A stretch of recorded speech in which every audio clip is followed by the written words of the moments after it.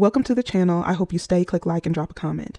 Uber Diversity Chief is placed on leave and is said to be insensitive. I watch all kinds of commentary. TYT is a political commentary channel that leans Democrat and left. I see people that are right-leaning in the comments. The right-leaning regulars that call one of the hosts, Anna Kasparian, a feminist among other names, they are defending her on this current post. Now, you know, if the trolls that are underneath the comments are defending her, you know that she says something that lines up with their ideology.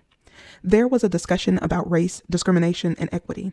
When the colorless women wanted to join in and get a certificate of being oppressed, there was a discussion on calling colorless women Karen and trying to act like this is an equivalent to the N-word. So Anna and colorless women's feathers were ruffled when people laughed at the idea that Karen is a slur. And this is why I am a part of the Purple Party, the F them both party. 2024.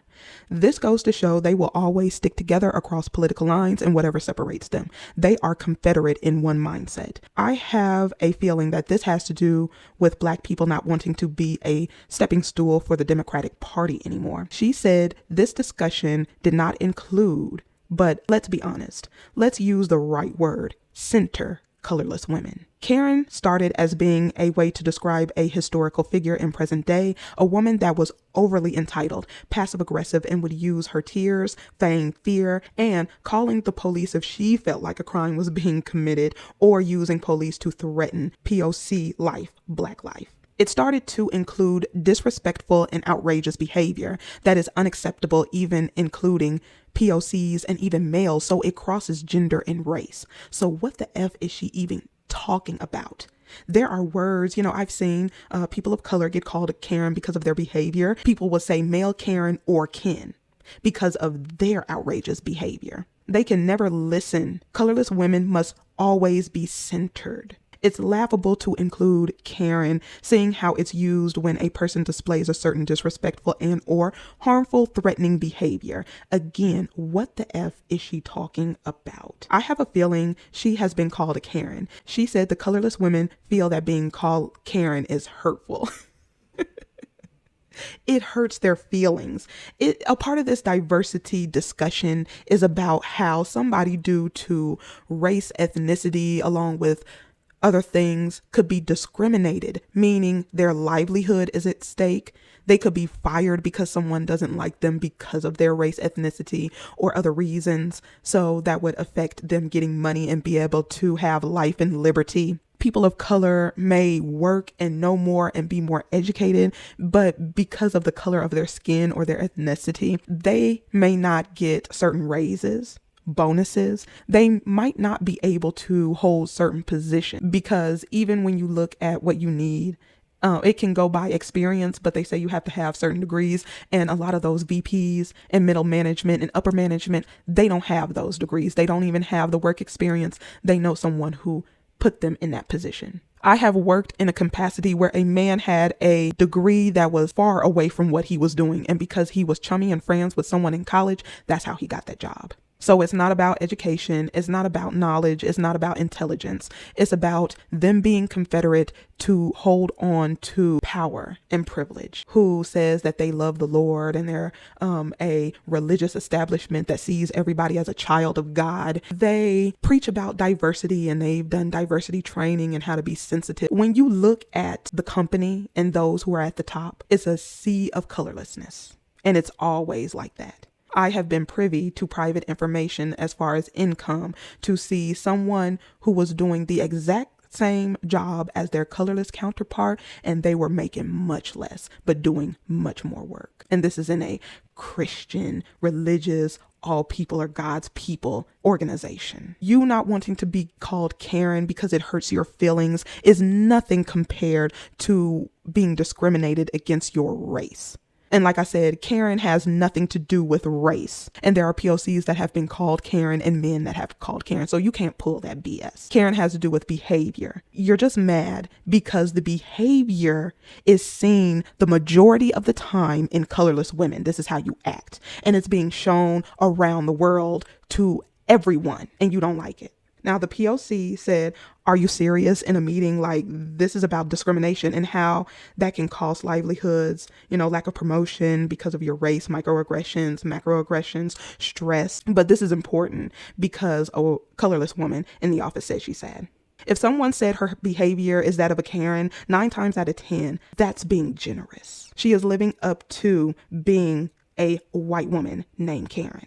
The POC employee said, we are not centering you, Karen. Now, Karen is sad and Anna is sad.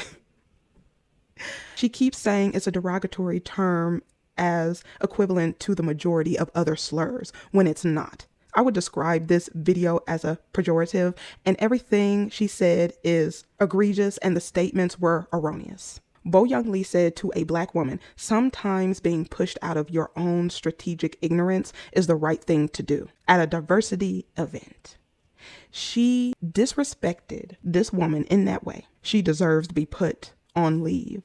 She deserves to be fired if they so choose so. You don't say that type of stuff at a diversity event. And to a Black woman, have you lost your mind? She is living up to the model minority stereotype.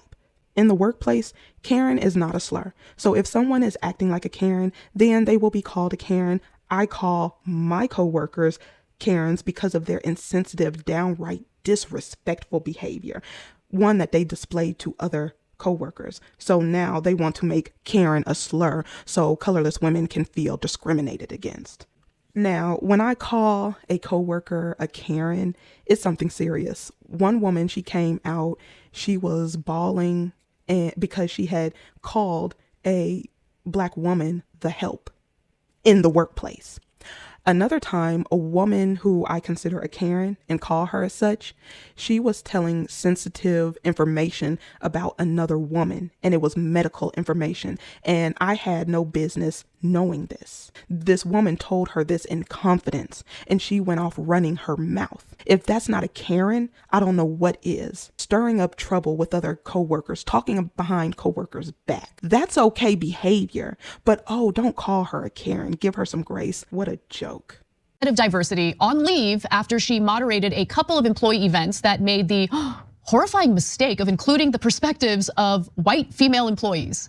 After several years of diversity, equity, and inclusion trainings, making it clear that the inclusion part is really meant to exclude the participation of white women. The question is, what in the world do they need to be included in a diversity training issue for? Because before anybody else, it's white males at the top, and white males will then hire and place white females in upper management positions and up before they wheel a person of color. So what are they suffering? Because they only get paid 2 pennies less than their colorless male counterparts. Some employees at Uber didn't take kindly to the sudden paradigm shift. Backlash from Uber workers who felt the topic was insensitive spooked the company's execs, who immediately decided to place Lee on leave. Now, the future of their longtime diversity, equity, and inclusion chief is uncertain. The New York Times writes that employees' concerns centered on a pair of events that were billed as diving into the spectrum of the American white woman's experience and hearing from white women who work at Uber with a focus on the Karen persona. They were intended to be an open and honest conversation about race, according to the invitation. And I'll have to say about that, it's specifically somebody being called Karen. It has nothing to do with pay. It has nothing to do with harassment from the men. It doesn't have anything to do with anything else except somebody heard somebody call a colorless woman a Karen. Or the person who was called a Karen is mad that they were called a Karen, even though I 100% believe they were displaying Karen behavior.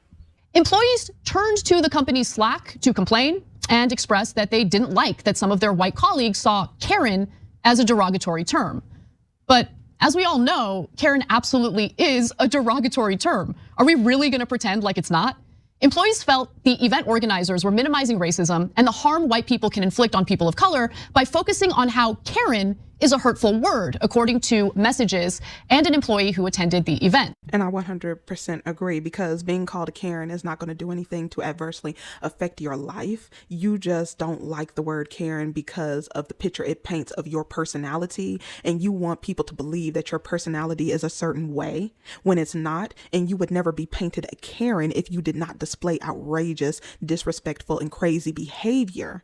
If you would keep it professional in the workplace, if you would mind your tone, if you would take in account that you're working with other people and you always put professionalism at the front of your mind, no one would ever call you a Karen. It's when you start going overboard. Like I said, someone in the organization during work and business times called a Black woman the help. Is that professional? Is that okay? Oh, nobody should call her a Karen? Well, it's a derogatory term. That's why it's used in a derogatory sense after someone is perceived to have engaged in bad behavior. Now, the controversy— Exactly. Bad behavior, outrageous behavior, disrespectful behavior. Didn't die down. Weeks later, the Karen conundrum was aired in a company-wide meeting.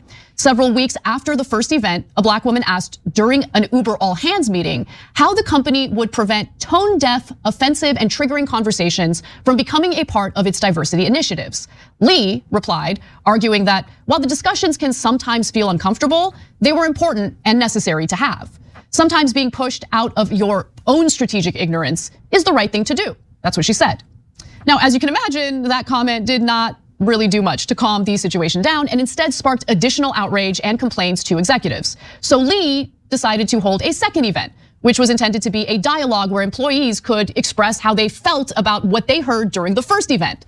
But that led to even more complaints. In Slack, groups for Black and Hispanic employees at Uber fumed that instead of a chance to provide feedback or have a dialogue, they were instead being lectured about their response to the initial "Don't Call Me Karen" event. What they decided to do is use this Karen thing as a way to talk about that, to overshadow what actual POCs go through in the workplace.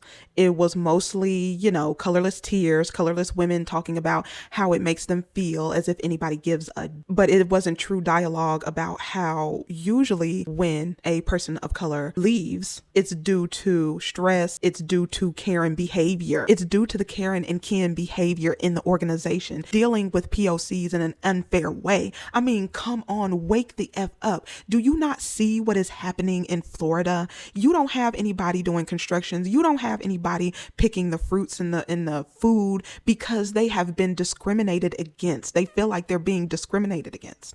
So they took things into their own hands and they left. And this is what you get when people get tired of the BS. When you are doing something to marginalize a person, they get fed up. And this is what happened. The POC people got fed up and they did not want to sit here and talk about these colorless women who are obvious Karens are sad inside because they are called a Karen, because they were displaying Karen behavior, unprofessional behavior, disrespectful behavior, outrageous behavior. One person wrote, "I felt like I was being scolded for the entirety of that meeting."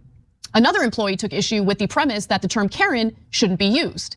Who are you to tell somebody what to say? Because like I said, Karen is not a slur. 9 times out of 10, you know what's going on? People are listening into your conversations. Because if you notice, and I know there are Black people out here who know this, they notice this. When there are a group of Black people talking, we could be talking about anything. They are looking, they're watching, and they want to know what you're saying. And some people will come up and in a joking way say, "Oh, what are you plotting and planning?" as a joke, but they really are trying to hear what you're saying. And it could be that somebody was frustrated with somebody had an interaction with someone, and this person doesn't even know the full story, and the person was being a Karen, and the person said this person was being a Karen. And it could be someone who thinks that they're a pet of that person, or they'll get perks, or they'll get something out of, "Oh, I heard somebody saying such and such about you." Look, I'm gonna be honest with you. In the workplace, you shouldn't be calling your coworkers Karens. In the workplace, you shouldn't be calling coworkers the help. In the workplace, you should not be belittling coworkers and talking to them like they're children. In the workplace, you should be professional and not have an attitude. In the workplace, you shouldn't be displaying micro and macro aggressions. In the workplace, you shouldn't be throwing away job applications because they have a black sounding name. In the workplace, you shouldn't be discriminating against people's hair type, that it's the natural way their hair grows out of their head. In the workplace, people should get the pay they deserve, not being paid less because of their race. In the workplace, people should be promoted due to their education and their experience. Why is there always a sea of colorlessness at the top? It's just not a good idea. And by the way, just let that sink in for a moment. Employees were openly angry that they couldn't use a derogatory word against some of their colleagues. This type of work environment is just fantastic. I mean, it's not hostile at all. Now, in response to the apparent uproar, Uber's chief executive and chief people officer sent employees an internal email and asked Bo-Young Lee to step back and take a leave of absence while they determine next steps. The email also let employees know that, quote, "We have heard that many of you are in pain and upset by yesterday's moving forward session. While it was meant to be a dialogue, it's obvious that those who attended did not feel heard." And obviously, Uber felt like this diversity seminar that was held did not address what needed to be addressed equally. So Uber decided to place her on leave, because if there was no evidence of this happening or something egregious happening, they would have never done that. And that's not a hostile environment to work in because somebody's feelings is hurt because you call them Karen. It's not a slur. And there's never been anybody harmed or unalived because of them being called a Karen. I'm sorry. I've never seen a Karen harmed, someone being outrageous and disrespectful. I mean, I've seen them videoed and it being put out there for the world to see, but nobody has been unalived and harmed because of it. Look, I gotta be honest, simply treating employees equally and providing a space for some to gently push back on the Karen narrative is nothing compared to the several years people have been consuming speeches like the one Dr. Aruna Kilanani gave at Yale. Now, she is going to sit up here and say that this next snippet of audio, as if this is something that you hear on a normal basis, as if this is something people go around saying. I mean, maybe in their own heads, maybe behind closed doors, but people usually don't say this. So she is sitting up here saying there should be space for colorless women to push back on the Karen narrative. The question is, why is the word Karen being brought up in the workplace to begin with? You don't even want to address that there possibly is some outrageous behavior that is going on, disrespectful behavior and encounters going on. You don't want to take a look at that as to why someone would go as far as to say you're a Karen. What are they referring to? Can you prove that them saying Karen is, they're just saying Karen to some random woman pouring a cup of coffee? Or is there a certain encounter or unprofessionalism that's going on to warrant that?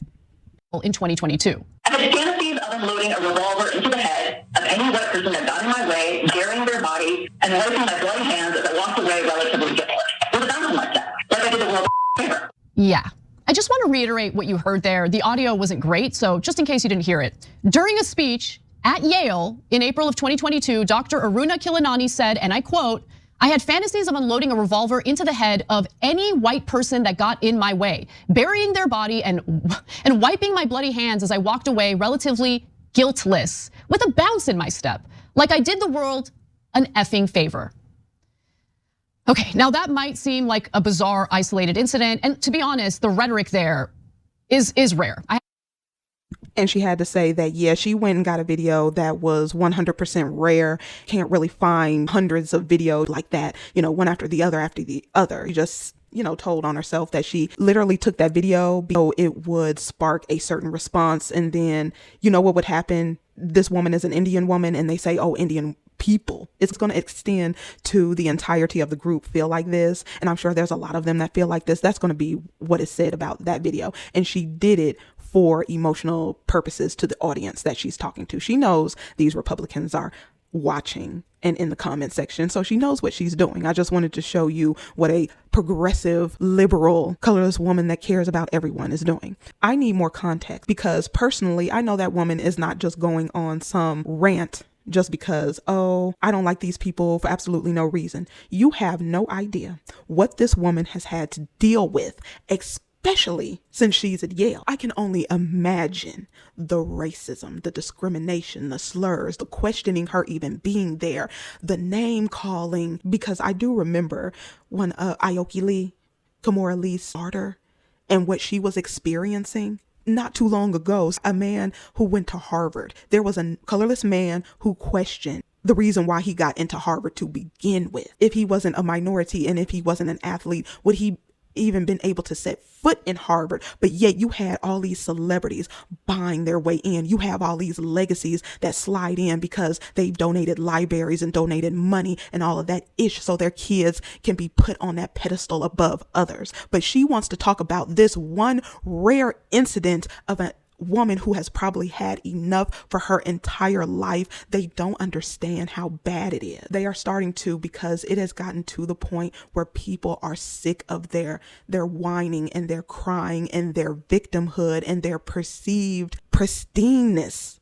And people are tired of their privilege and their cognitive dissonance. I mean, that woman is not saying that for no reason. We were just talking about Ralph Yorl. This boy, this little boy, he was a boy, walked up and rang a doorbell and got shot in the head by a known racist who biracial grandson was talking about his racism. But she's sitting up here talking about the word Karen as if it's an equivalent. Do you see the sick? It's sick to have the audacity to come on this platform and say some stuff like this when I'm not even going into Jim Crow. I'm not going into slavery. I'm right here in 2023. I haven't heard rhetoric that extreme, but there is an entire industry where authors and academics make a killing conducting trainings that simply tell white workers to shut their mouths and take kindly to hours of being told they're all the same. You are all the same. You're all the same. You are all the same. And when I say all, I mean all of you that have this mindset. A lot of you try and keep your mouth shut. A lot of you try and keep it under covers. But you can tell people who are not like that and who are genuinely not like that. But all of you with that mindset, you're easy to spot. And it's a lot of you. Now, she has so much emotion over what the Indian woman said, as if the same thing wasn't just said in a sheriff's office where he was saying, you know, back in the day, I could have strung him up. I could have lynched him, could have put a rope around his neck and watched him gas and gag and enjoyed every minute of it. On the bark body, you know, we wrap it up in tinfoil to preserve the body and stuff like that, and then we get all the body parts and stuff like that. And Kyla was out there too. All the body part. Oh, she come apart. Yeah, just the bark bodies. No, I know. I picked up on. And they really fall apart when they're burnt. Yeah. Have you ever had barbecue? That's another. Yeah. Same. I'm hungry. Kyla looks at the face, glasses and they got to wrap the tinfoil and put her in the body bag. Kyla goes, "You do know what we got to do now, right?" And Face goes, "No, what?" She goes, "She got to preheat the oven 350 degrees, leave her in there for 15 minutes." And she went, bless her. It was, and then the medical examiner asked her, he said, "Hey, what's she going to eat?" And he looked at Face, he goes, "You going to go with me and go eat barbecue?" Realize, like your job. I heard the other day, said, I heard 10 or 12 people going to the sheriff. I said, fuck, let's get 20. They don't have a goddamn clue what they're getting into. Oh, yeah, Not because this day and age. But everybody. I'm going to tell you something. If it was back in the day, would they, like when Alan Marsh would take a damn blackjack, whoop their ass and throw them in the cell, I'd run for fucking sheriff. Yeah, well, it's not like that no more. I know. Take them down here on Mud Creek and hang them up with the damn rope. Yeah. But you can't do And that. the thing about it They is, got more rights than we got. What they really don't know is and that's the thing about it. 20 years ago, I would have done something like that. I mean, 20 years ago, I wasn't in a political position. You know? they're insignificant in my life. Yes. Really, they bring The that old to my saying is, table. you know, What goes around goes around. it will. I told you it will. Yeah. I know where two big deep holes are if you ever need them. I got an excavator. And these are pre-dug. Yeah, but the thing of it is, you know, We actually told the truth. I've known 2 or 3 hitmen that were very quiet guys Yeah, and would cut no fucking mercy yeah, in Louisiana because it's all mafia around Yeah. Oh, Louisiana. yeah. yeah. But here's the reality: if the hair on his wife's head, Chris Willingham's head, or any of those people that really were behind all that, if the hair on their head got touched by anybody, who would be the bad guys? Who'd Yeah. get blamed for it? Yeah. And I can go, I can go out there to the internet and find a lot of those videos. I mean, there was a man who was cutting through a wooded area, and a bunch of colorless people grabbed him, and had it not been for the person who had the phone, they were putting a rope around his neck. But my God, if somebody gets sick of colorless people and they say something like that, it is the end of the effing world. But then when somebody says that to you and you match their energy, oh, you're supposed to be the bigger person. You're not supposed to do that. You're supposed to be above. You're supposed to think about baby Jesus. Fuck out of here. The cherry on top is this woman is Indian, and the King of England just had a coronation with a stolen gem from these people.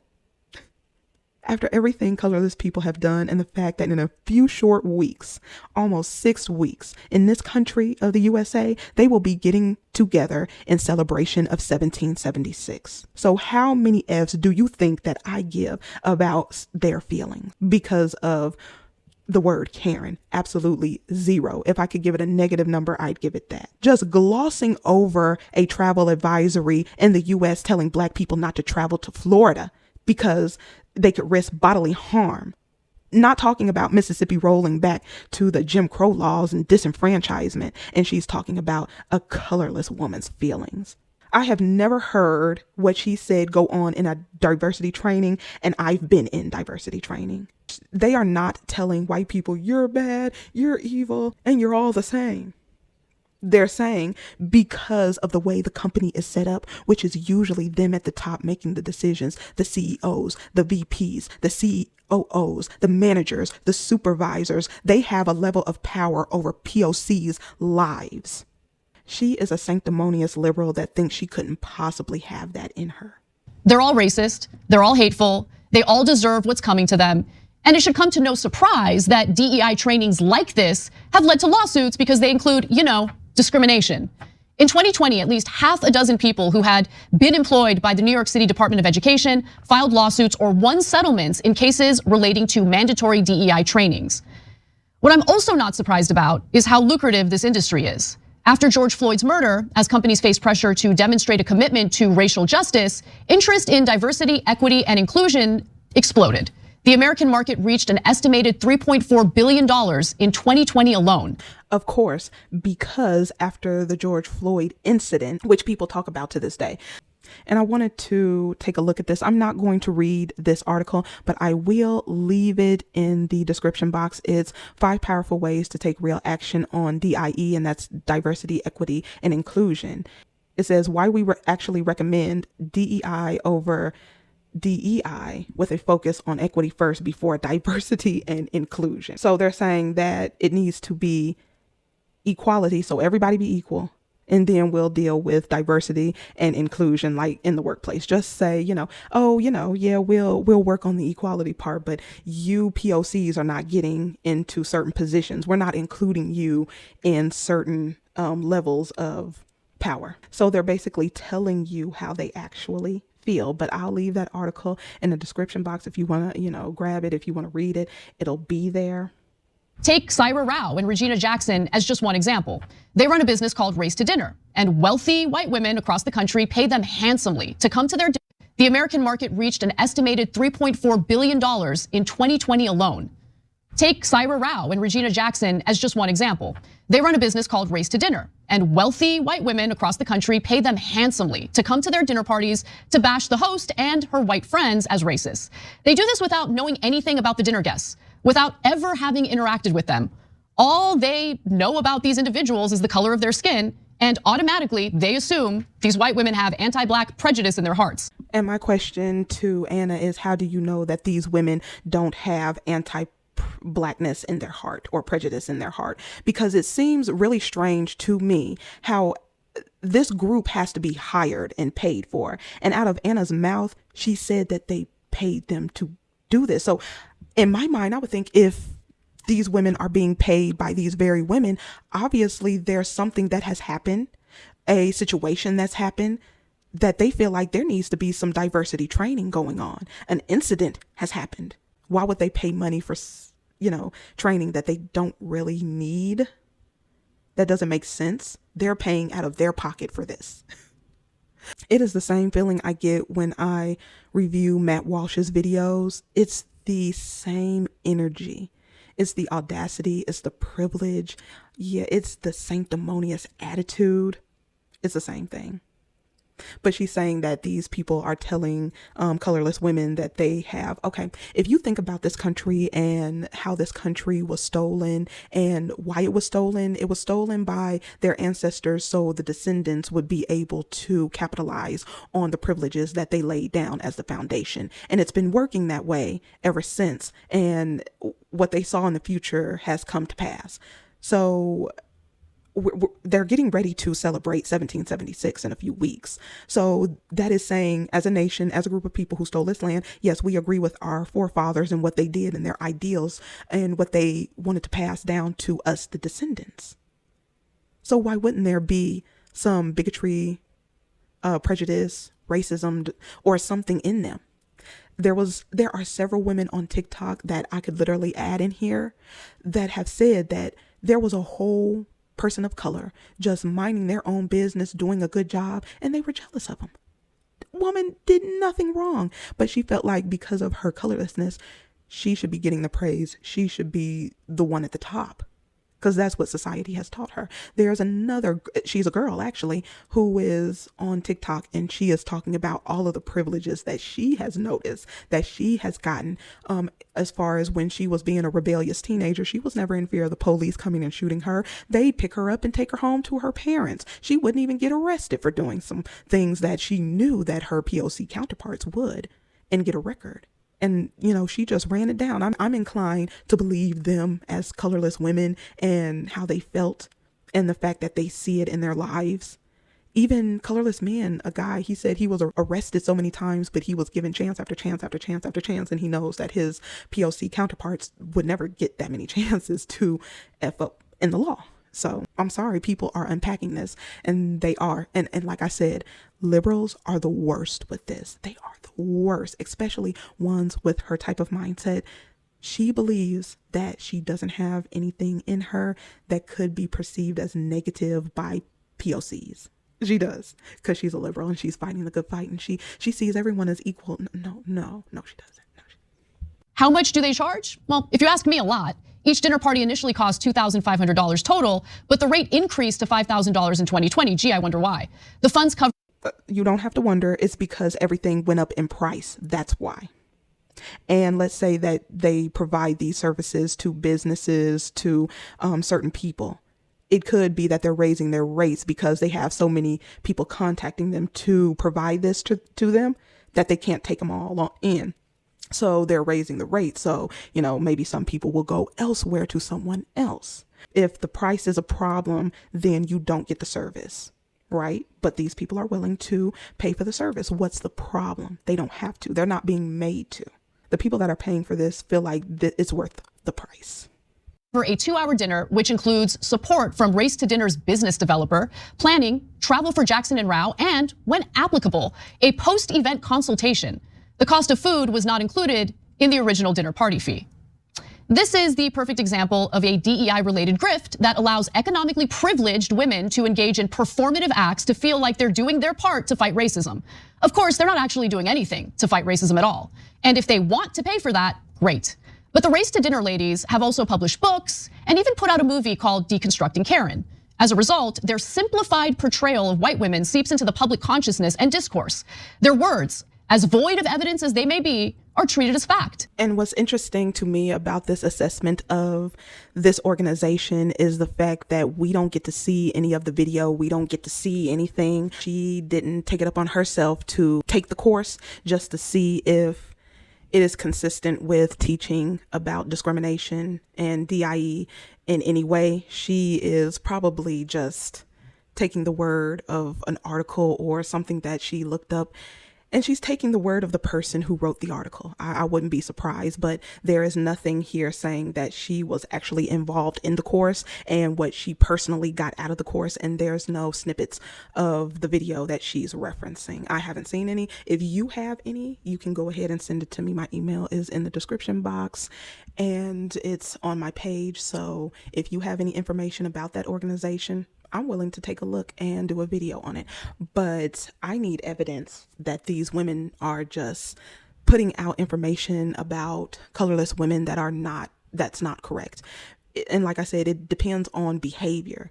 It's correcting behavior. And this is really juvenile to me, that you don't want behavior corrected. There are certain behaviors that you do out in public that could get someone harmed if you're willing to lie to the police. And we've seen so many people harmed for nothing. Tamir Rice was harmed for nothing because somebody said he was wielding a gun and pointing it at people, and he had a toy gun and he was playing in the park. He was a 13, 14-year-old boy, and the police did a drive-by on that boy. He didn't even get out of the car. The car didn't start rolling before he put those bullets in that child's.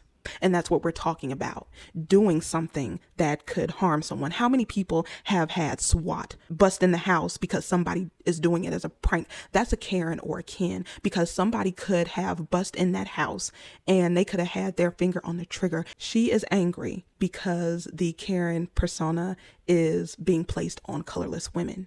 Most of the time when someone is being a Karen, or majority of people feel like someone's being a Karen, it is a colorless woman. So why are you mad when, if you did a case study, the majority of these videos and these encounters have to do with a colorless woman?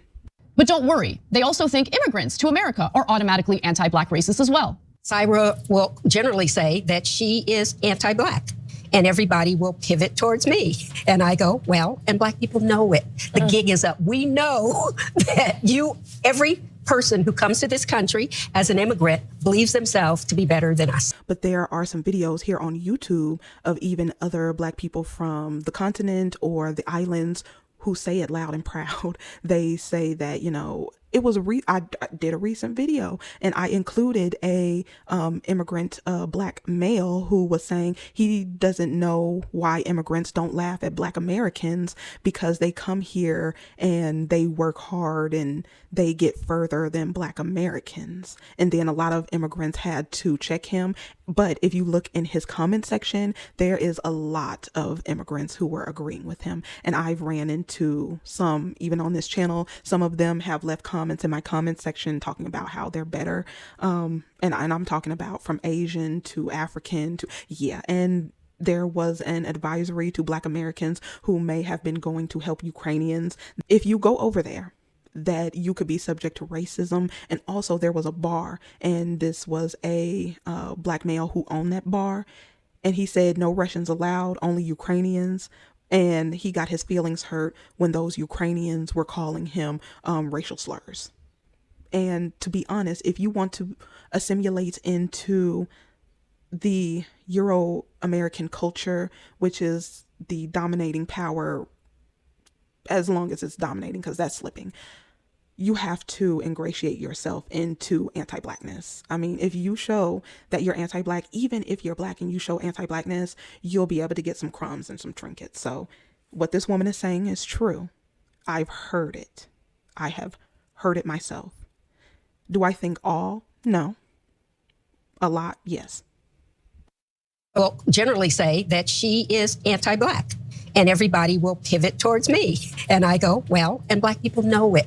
The gig is up. We know that every person who comes to this country as an immigrant believes themselves to be better than us. Based on what? What evidence is there that immigrants come into the country and automatically see themselves as higher up the food chain or the hierarchy than Black people? There's no evidence of that. The latest one was not even a few weeks ago. It was a viral video. You're gonna tell me that you couldn't just do a quick search and grab the viral video? I mean, this has been a discussion for a very long time in Black spaces. Look, I think this discourse has had a devastating impact on the country, because when you mix business interests with the branding of social justice, chances are the objective is really about profit rather than actually addressing systemic issues. And if the main problem is systemic racism, why are we all engaging in this toxic witch hunt? Calling someone a Karen is not a witch hunt looking for someone to call a Karen. Usually people call someone a Karen because they're displaying that behavior. I was around a Karen. Everybody was calm. Yes, you had to wait a long time at the vet, but I knew that. They told you that up front that there would be a long wait. So I put on my ebook and waited. And then there was here comes a Karen. And guess what she was? Can you guess her race? I won't even tell you her race.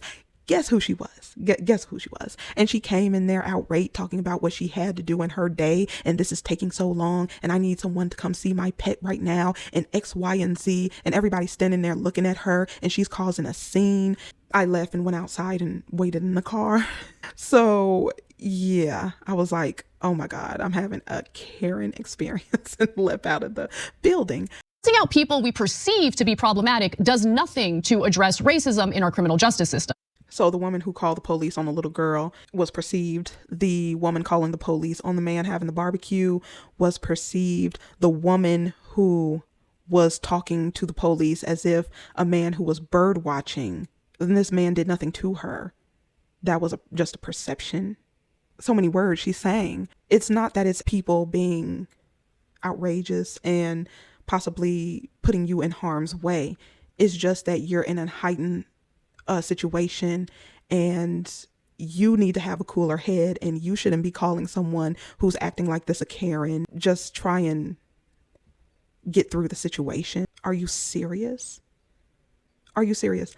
Right now, there are people hurling racial slurs at one of her co-workers because of a story. They are saying that they want his platform taken down. They are calling him the poop emoji. They are calling him all types of names, and they want to see him harmed. They want to see him disenfranchised. They want to take away his livelihood because they're angry about a situation that they perceive a certain way. That's okay behavior, which when you go through that, people would be saying these are Karens and Ken because somebody reported on a situation and all of the evidence hasn't come out, and there's a whole smear campaign. And I'm going to talk about that later in a separate video. But one of her co-workers is having racial slurs thrown at him, but she's not going to address that. She's angry because somebody is being called a Karen. A colorless woman is being called. And the POC people don't care that the colorless women are not centered, and nobody cares about their feelings about Karen. She's irate. It does nothing to improve educational curriculum in our schools, and it fails to ensure that people of color have equal opportunities to wealthier white people. First of all, if she really cared about that, and if liberals really cared about that, they would pass a reparations bill. They would have housing. They would address the issues that's going on in the neighborhood, but they don't. Everybody else's issues is piled on top of black issues. Every time we talk about specifically black issues, specifically, we have to talk about the Hispanic issues. We have to talk about Asian hate. We have to talk about LGBT. Everything is tacked on top of black issues, and we never get to it because they don't want to. They haven't in years and years of protests, marches, going to town halls, going and speaking to politicians. Nothing has changed in these communities. It's getting worse. They're adding more and more police, and innocent people with no weapons are being gunned down for the most part. But then you have the actual people who are committing the crimes. They just get out of jail. They're just still out here on the street. They have several bodies on them, and nobody can seem to catch them. It's like magic. But then sit up here and pretend like they give a damn about true equity, the lives of black people being better. Because the lives of black people being better means them giving up a portion of their privilege, and they'll be damned if they do that. You'll have to pry it out of their cold, dead hands before that happens. Because you see Gavin Newsom moonwalking his ass back about reparations, saying, no, we're not going to give cash. We're going to give education. We're going to pay some councils to think about what you may need. Like, stop with the fakeness, the fake ass concern, as if in this country cares about black people. This country brought black people over here in chains and fed their babies as gator bait and stigmatized them and continue to stigmatize people in the news and certain areas that have been redlined still to this day. And you think they give a damn about you? Neither one of them, liberal, conservative, Democrat, Republican. I don't care what party it is. I don't care what colorless person and their political identity is. They don't care. And the reason why they don't care is because they hold Confederate to the ideas of their forefathers from 1776. And they're not going to release that power. They're not going to relinquish that. But you think you can vote this away. You think you can love this away. You think you can do something to change the hearts and the minds of this. You can't. There's nothing that you can do because you've done it all. You've marched, you've sang, you've pleaded, you've cried, and they're still on here in 2023 talking about equity. They were in 1950 talking about equity. They were in the 1800s.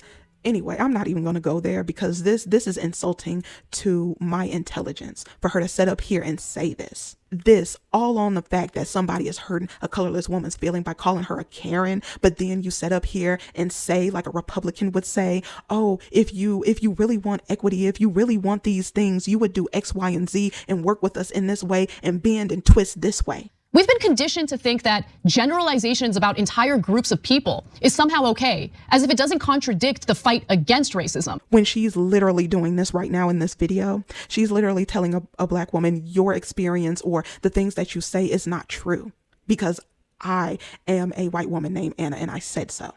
We've taken the bait in this extremely successful divide and conquer strategy. And to be honest, I've been struck by how effortlessly callous the online discourse has become. Any out of context viral video that features a conflict with a white woman is automatically considered evidence of a racist act, even before we have all the details. The latest example involved a pregnant hospital worker named Sarah Comrie in New York. She was captured on video during an argument she had with a black man over a Citi bike in Manhattan. And I wanted to stop it right there because she said that she's going to use this incident as a example of perceived perception of colorless women who are being called Karens, but they're not Karens because they weren't wrong in this situation. Now, this situation with this pregnant nurse is unfolding. And a lot of people are going to be exposed for the fools that they are. Now, what has happened is Dr. Richie, he did a segment on this woman who was yelling help. She was yelling help as if she was being attacked by these teenagers. These are not grown ass men. These were teenagers. And as the story comes out, they were trying to say that, she rented the bike. It was charged to her account and she was trying to leave. They wouldn't let her leave. Some people are calling them thugs. Wow, like I didn't see any thug behavior. I didn't see them hit her. I didn't see any sagging pants. I didn't see any stereotypical identifiers of thugs. I didn't see anybody climbing over walls and buildings. I didn't see anybody hit a cop with a fire extinguisher in the head. I didn't see anybody breaking into the Capitol and taking property out of the Capitol. I didn't see anyone smearing feces on a wall. I didn't see any thug-like behavior like that. But what we did see is the young men, they were around the bikes and they were talking and they were very composed, very calm. And you saw her when she took his phone and, was trying to take the bike, but nobody was doing anything. He literally was holding the bike right there at the rack. And then she's the one who's causing a commotion by screaming like somebody's doing something to her. And the story is that she rented the bike and she has receipts. But before these receipts were ever put out, which they're redacted, but before the receipts were put out, they have been on a campaign having people write think pieces about how an innocent colorless pregnant woman has been attacked and was called a Karen, and it wasn't warranted because she actually did rent the bike or had possession of the bike. And they have been writing these think pieces. Media has caught on to this because they want it to be true so bad. The reason why they want this woman to be innocent and paint her in this way is because they want to be able to use this as, see, the blacks are exaggerating racism. They can't distinguish between real discrimination and something that's not discrimination. So they want to use this as a scapegoat and an excuse in future situations to discredit black people. But what's happening is people are not really waiting for things to unfold, which I wasn't going to do a video about it because her behavior is no different than other Karen's behavior, and the calmness of the boys and her acting a fool lets me know, this is just a colorless woman being a Karen. The next thing I know, this video comes out with this in the segment. And then I went over to Dr. Richie's video, and after his initial post, when they put those fake receipts, which there was somebody who looked at the receipts and said this would not be a miscourt of law, I would believe them because they're a lawyer and there's something fishy about this and the story is unfolding.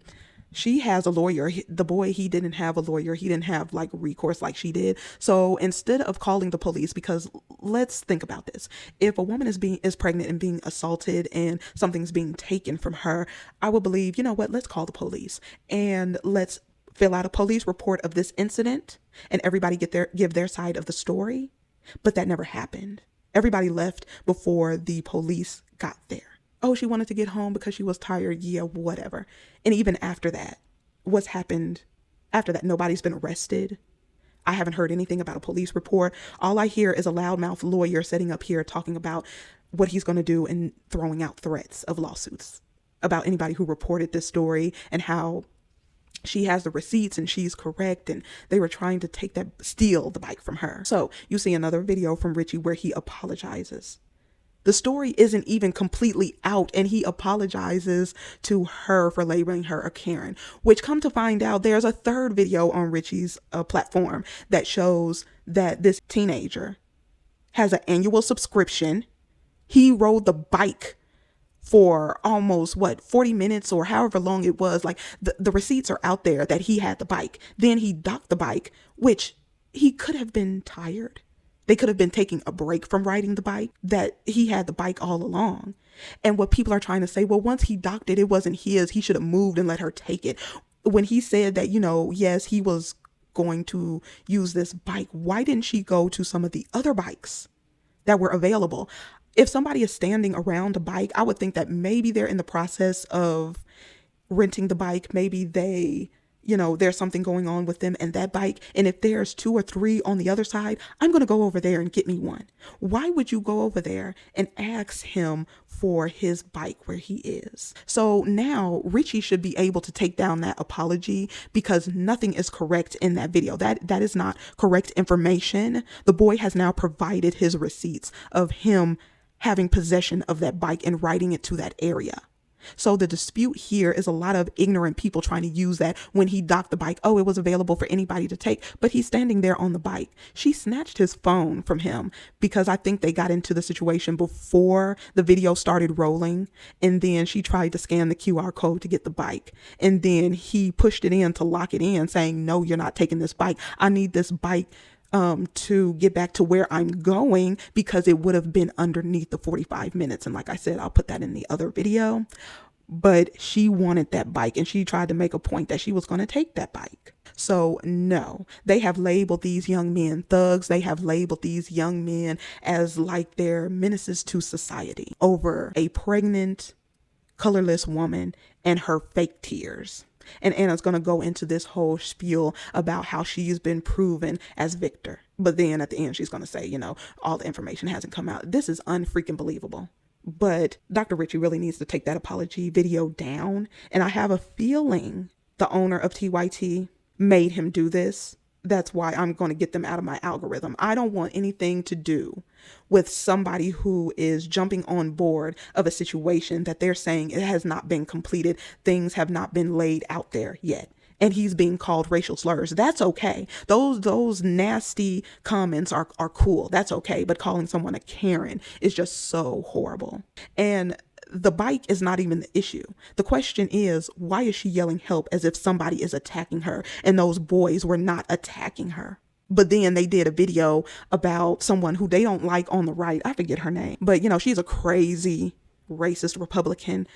And talking about there was her Democratic coworker who she said was a big black guy, and she tried to paint him as threatening, and he didn't do anything threatening to her, and that was racially charged. This is the same thing, and look, Anna is cool with it. She's down with it. She's going to play that game as well. They're all the same.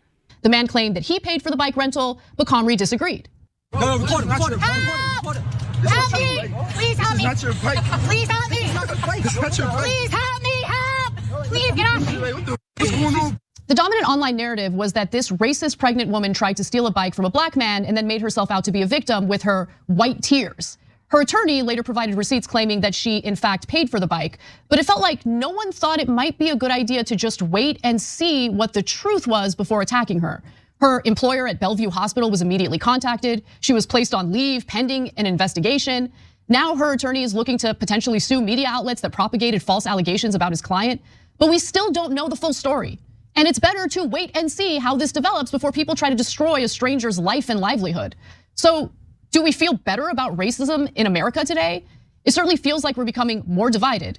We're definitely— First of all, this is America, and we've been divided since the stealing of the land. I don't know what the hell she's sitting up here talking about. Talking about you should wait before you destroy somebody's life if they are exhibiting behaviors like another video on TikTok of a whole nurse who was saying how she hates the N-words, hard ER, because she went through a breakup with one. She is treating Black patients.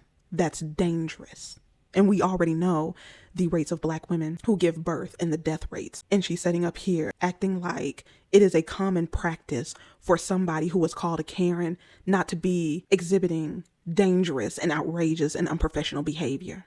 More obsessed with whipping out our phones to surveil one another because God forbid we fail to capture one of our peers in their worst moments. Got it all on video. Don't videotape that. Don't videotape somebody with a knee on somebody's neck for almost 10 minutes. Don't record somebody putting somebody in a chokehold for 15 minutes. Don't whip out your phone and record a woman running around Victoria's Secrets trying to hit a Black woman. Don't do that. You know, she's just having a bad day.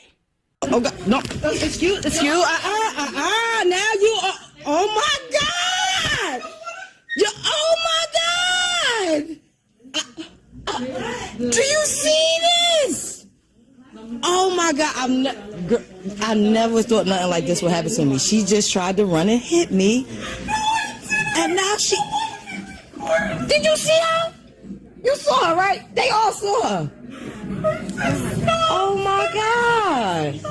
Karen had a breakdown. She tried to hit me. Ask your workers.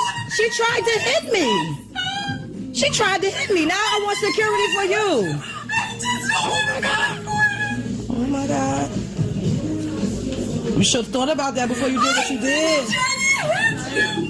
Oh my God. This sure don't even feel real.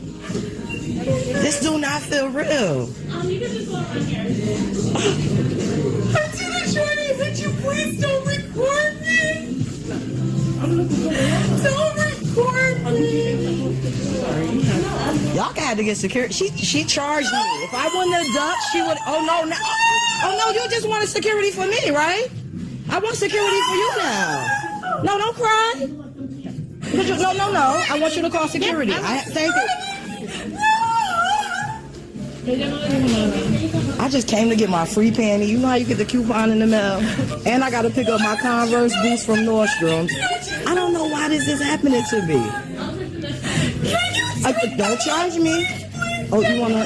Oh, yeah, she. I'm scared to even approach her.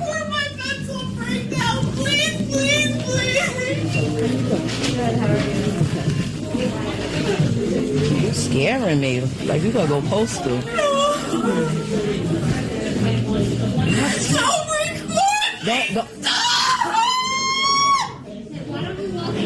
No, why don't she walk away from me? No, I was here. No. We're not doing this. Why don't I walk away from her? Why don't she get away from me? She could get away. Go wherever you want to go. This is crazy.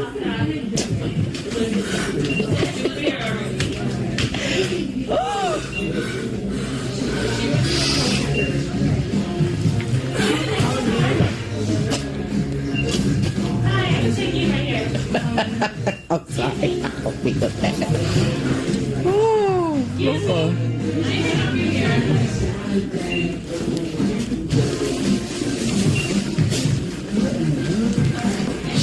Call security. Yeah, because did you have 2 yoga mats? No, I had one. We was trying to just find a price check for one of them. Just one I had. Okay, I'm gonna leave her here, past. Actually, you know, I have a coupon for the free panty, and it says everyone is excluded except for the period panty. But I actually want to see what that was. I can show you. Okay. Hi, Karen.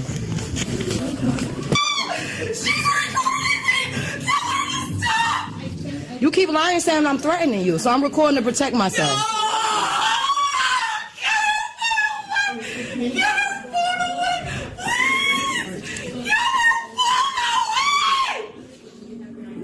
Can you please stop recording?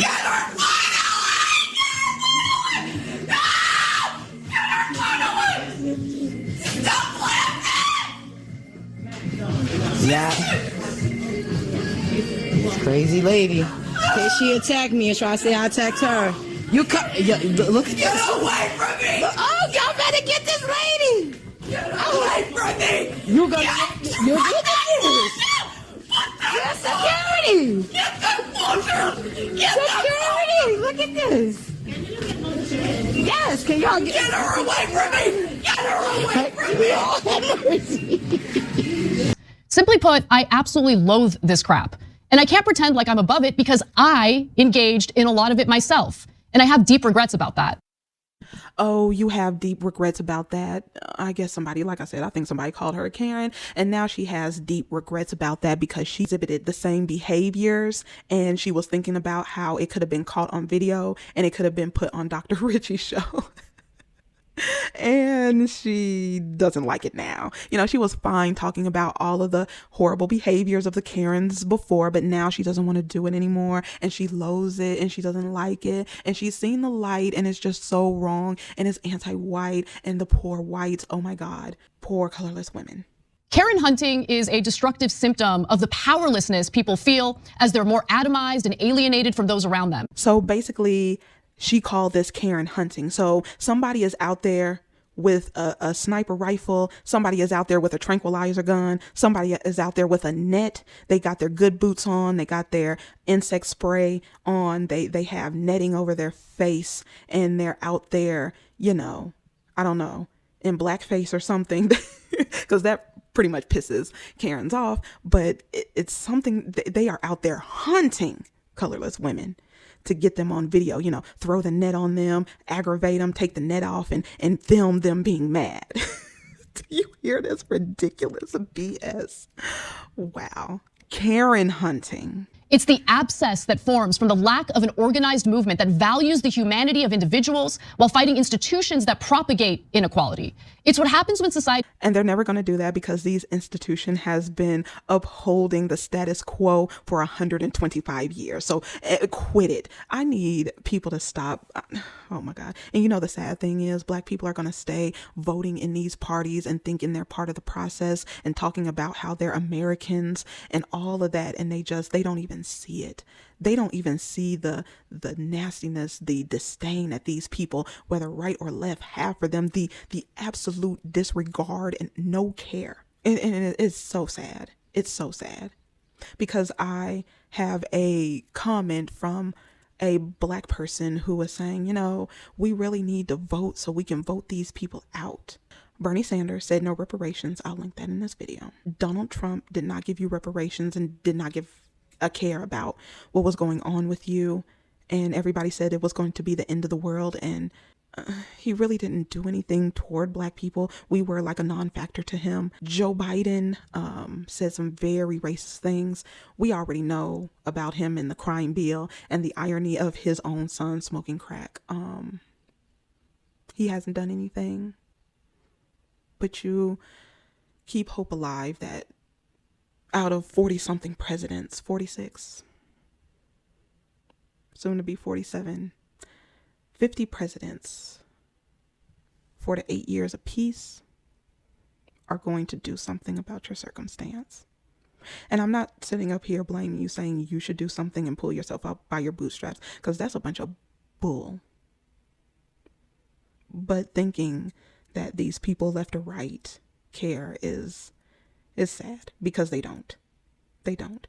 And you waste your time going out and voting. I mean, if you want to locally vote, I completely understand about you caring about the neighborhood, but this is crazy. Talking about my ancestors fought for me to vote. They didn't fight for you to vote for somebody who don't give a damn about you and not giving you anything. Nothing. I mean, the least that if they actually cared, because they try and pretend like, you know, the unemployment is so high with Black people. But if Black people are sitting up here saying, why don't you just give us tax exemption, and the money that we usually pay in tax would help exponentially, they won't even do that. He fails to understand the critical nature of solidarity in fighting systems of oppression. The Karen narrative flattens an entire category of people, white women, as malignant members of society whose toxicity lay dormant until they're in the presence of people of color. You're security! Security! Security! Look at this. Yes, can y'all get her away from me? Get her away from me! Oh, mercy. It does. And I wouldn't say it lay dormant until they're in the face of people of color. They can go Karen on somebody who looks like them. I'm sorry, I've seen those videos too.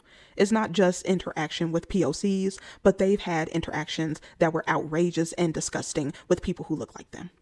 And the person who looked like them called them a Karen. They want to be seen as someone who's been discriminated against. You know, they get paid less than colorless men. They are dominated by the patriarchy. You know, they've taken away their abortions. As if they weren't warned about this. Now who's going to build the roads and pick their apples for them so they can make American apple pie? Now that the patriarchy has done what it's done in Florida, and I can see this spreading all over the South, right? They're going back to their original Confederate ways. It's ridiculous. But back to DEI trainings. Is there any evidence that they even work? Well, over the years, social scientists who have conducted careful reviews of the evidence base for diversity training have frequently come to discouraging conclusions. Though diversity training workshops have been around in one form or another since at least the 1960s, few of them are ever subjected to rigorous evaluation, and those that are mostly appear to have little or no positive long-term effects. The lack of evidence is disappointing, wrote Elizabeth Levy-Palak of Princeton and her co-authors in a 2021 annual review of psychology article considering the frequency with which calls for diversity training emerge in the wake of widely publicized instances of discriminatory conduct. In fact, there are unfortunately even some studies that indicate these trainings could be causing more harm than good. I mean, certainly if you're being told by your colleagues that you're automatically a bad person and you're very likely racist because of the color of your skin, it's gonna cause some hostility in the workplace. No.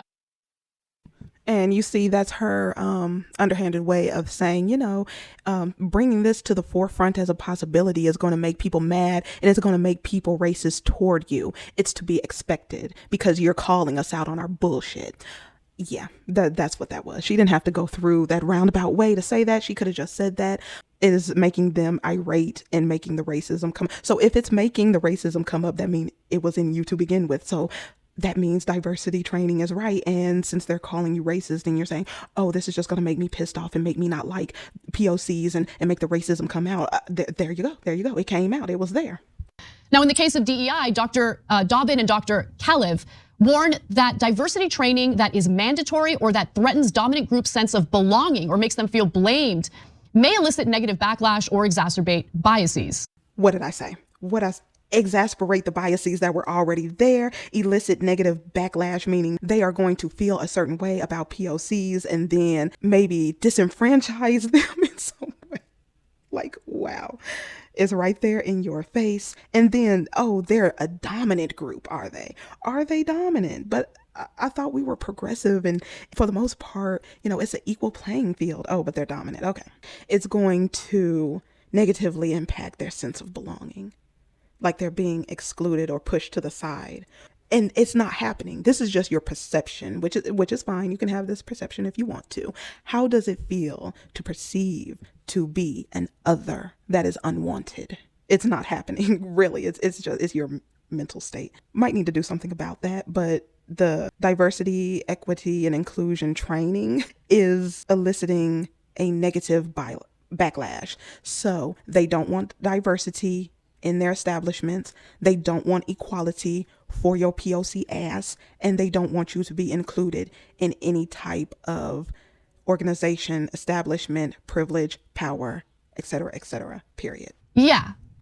I mean, no surprise there. So if employers insist on DEI trainings, they shouldn't shun discussions that are actually inclusive. But personally, I'd rather encourage employees to go out and grab a drink together after work. They should bond and get to know each other without a third-party mediator making money off of their interactions. And employees should understand that any effort to improve their working conditions and to do something about actual systemic racism as a whole is reliant on solidarity with their fellow coworkers. Despite the protests, I think Uber's diversity chief had the right idea. Of course you do. She believes she had the right idea. Include the feelings of colorless women being hurt by being called Karen, as if that does anything to hurt their livelihood or anything or their life. in any way. It is so weak and pathetic and asinine, and I would be the same person who would dismiss that and not give a damn about you wanting to shed some fake crocodile tears about being called a Karen, when 9 times out of 10 you are being a Karen and you're exhibiting the behaviors. Nobody wants to talk about that. Nobody wants to hear that. And just like you don't want to hear about diversity, equity, and you continue to want to place POCs in lower positions with lower pay underneath you, and you don't want to hear about any diversity. You don't give a damn about these people and their life and their struggle and how they're struggling. Even the 2 pennies that you get paid less than your colorless male counterpart, imagine how much less it is for POCs and having to struggle in an economy like this, making less than the both of you. If you're going to implement diversity, equity, and inclusion trainings at the workplace, they should be inclusive of everyone's thoughts. Nobody cares about your thoughts. She said something that Matt Walsh said. It's the exact same thing. What they need to do, here's what I would recommend.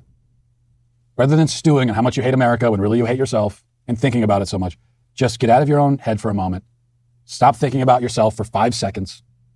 Crack a beer, have a burger. Enjoy the day.